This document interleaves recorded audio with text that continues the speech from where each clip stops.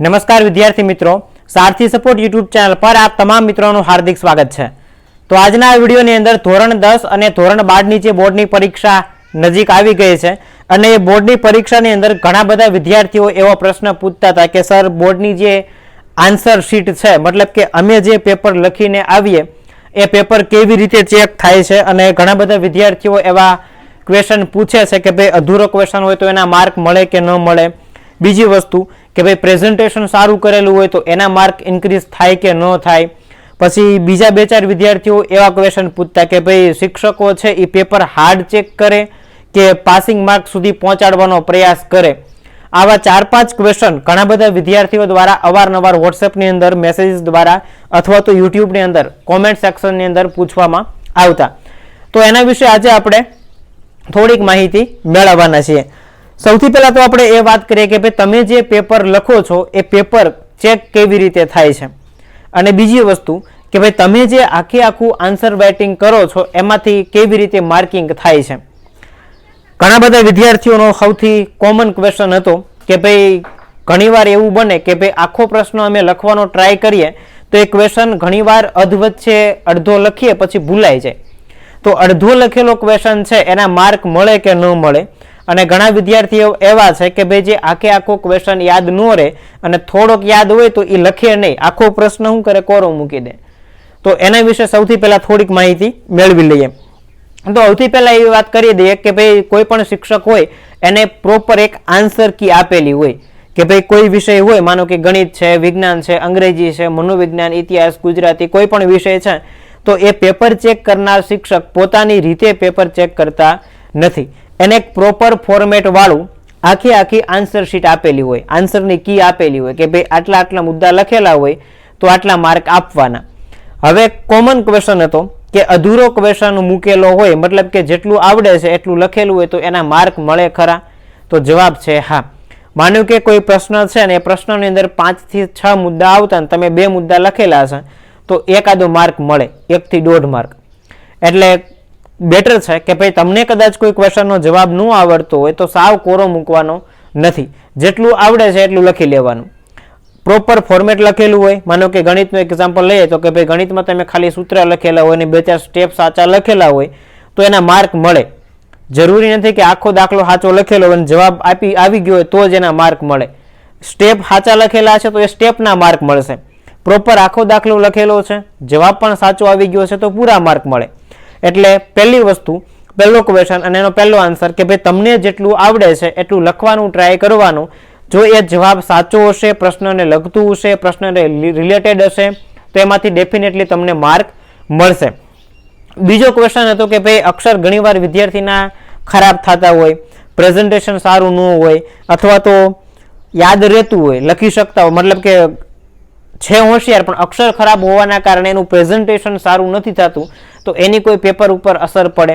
તો થોડીક અસર પડે। જો તમારા અક્ષર સારા હોય, પ્રેઝન્ટેશન સારું હોય, તમે જે વસ્તુ લખેલી છે એ ટૂંકમાં વંચાય એવી હોય તો માર્ક અક્ષર સારા હોવાના કારણે મળે। અને એનાથી વિપરીત તમને આવડે છે બધું પણ જે પેપર લખેલું છે એ સામેવાળો વાંચી શકતો નથી તો તમે શું લખેલું છે એના અક્ષર ન ઉકલવાના કારણે માર્ક પૂરા મળે નહીં। એટલે બેટર છે કે પ્રેઝન્ટેશન તમારું સારું, અક્ષર સારા, યોગ્ય જગ્યાએ આકૃતિનો ઉપયોગ, કોઈ જગ્યાએ ખોટી ચેકચાક નથી કરેલી તો તમને એનો બેનિફિટ પેપરની અંદર થશે, એટલે પ્રેઝન્ટેશનના માર્ક મળે છે।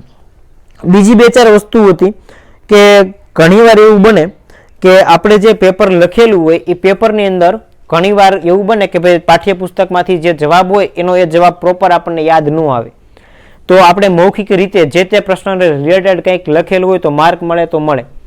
એક એક્ઝામ્પલ આપું, માનો કે ભાઈ કોઈ પ્રશ્ન તમને પૂછેલો છે અને એ પ્રશ્નનું પ્રોપર ટેક્સ્ટ બુક પ્રમાણે, નવનીત પ્રમાણે કે XYZ સાહિત્ય પ્રમાણે તમને જવાબ નથી આવડતો પણ તમે જે તે પ્રશ્નને રિલેટેડ જે તે પૂછેલું છે એના સંદર્ભમાં કોઈ વસ્તુ લખો છો તો એના તમને પરીક્ષાની અંદર માર્ક મળે છે।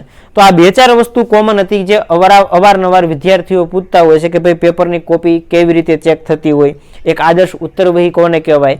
તો બોર્ડ દ્વારા દર વર્ષે છેલ્લા 2 વર્ષથી તો બહાર નથી પાડી પણ 3 વર્ષ જૂની એક આદર્શ ઉત્તરવહી બોર્ડ દ્વારા બહાર પાડેલી આપણી વેબસાઇટ ઉપર મૂકેલી છે, જેની લિંક હું તમને ડિસ્ક્રિપ્શનમાં આપી દઈશ। ત્યાંથી તમે ચેક કરી શકો.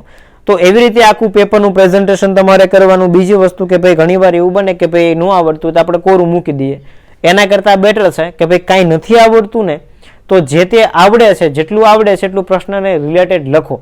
જો લખેલું હશે ને તો એના માર્ક મળશે, પણ હાવ કોરું મૂક્યું હશે તો માર્ક મળશે નહીં. અને બીજા ઘણા વિદ્યાર્થીઓ એવા હોય કે ભાઈ શિક્ષક ક્યારે એવો ટ્રાય કરે કે ભાઈ આપણે પાસિંગ માર્ક સુધી પહોંચી જઈએ. મતલબ કે માનો કે કોઈ નબળો વિદ્યાર્થી હોય તો હા નપાસ થાય એમ હોય તો શું શિક્ષક એવો ટ્રાય કરે કે ભાઈ આને આપણે 33+ સુધી પહોંચાડી શકીએ? તો ડેફિનેટલી કરે.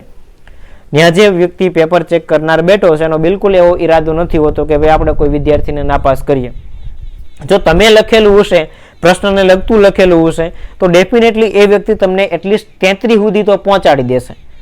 અને ખાસ A, B ને C વિભાગ જે હેતુલક્ષી પ્રશ્નો છે પ્રોપર લખવાના, અને D અને E વિભાગના ક્વેશ્ચન હાવ કોરા મૂકવાને બદલે થોડું ઘણું પ્રશ્નને લગતું તમે લખેલું હશે ને તો એનાય માર્ક તમને મળશે. અને A, B, C વિભાગમાં તો છે ને જે વ્યક્તિ પેપર ચેક કરે છે ને એને હાથ બંધાયેલા હોય. કેમ? તો કે ભાઈ એનો કોઈ પ્રોપર એક જ જવાબ આવતો હોય. 4 MCQમાં મતલબ કે એક પ્રશ્નમાં 4 વિકલ્પ તમને આપ્યા હોય અને 4માંથી કોઈ એક જ જવાબ સાચો હોય. જો એમાં તમારો જવાબ ખોટો પડે છે તો એમાં કોઈ વ્યક્તિ ધારે ને તોય તમને 1 માર્ક ન આપી શકે. શા માટે? જવાબ ખોટો છે. પણ હા, એની જ વસ્તુ જ્યારે લાંબા પ્રશ્નમાં મતલબ કે 3 માર્કનો, 4 માર્કનો, 5 માર્કનો આવા કોઈ લાંબા પ્રશ્ન હોય તો આની અંદર તમે હાવ કોરું મૂકવા કરતાં પ્રશ્નને લગતું કે કોઈ વસ્તુ થોડું ઘણું લખેલું હોય ને તો 1 થી 2 માર્ક તમને આપે. અને એવા એક માર્ક ભેગા કરીને તમને પાસિંગ માર્ક સુધી પહોંચાડી શકે. એટલે આ ટ્રાય કરવાનો કે થોડું ઘણું પેપરની અંદર નથી આવડતું ને છતાંય આપણે લખીએ.